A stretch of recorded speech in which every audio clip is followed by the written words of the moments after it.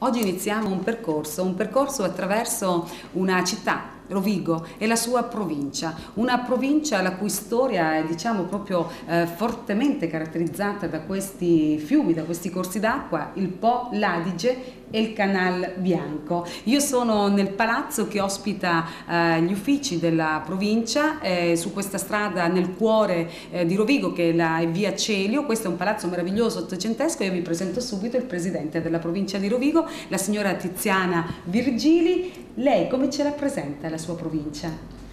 Beh, come presidente non posso che dire che il Polesine, che è la provincia di Rovigo, è la provincia più bella del Veneto. Siamo baciati da due fiumi più grandi d'Italia, il Po e l'Adige, e siamo attraversati da un canale navigabile, il Canal Bianco. È una provincia molto lunga, 168 km tra Melara, che ci collega con la Lombardia, con Mantova, e Porto Tolle, proprio sul mare. È una provincia lunga, ma proprio nella sua lunghezza sta la varietà dei paesaggi e anche la storia che cambia da un paese all'altro e che fa proprio di Rovigo e del suo Polesine una provincia molto particolare, che merita di essere visitata.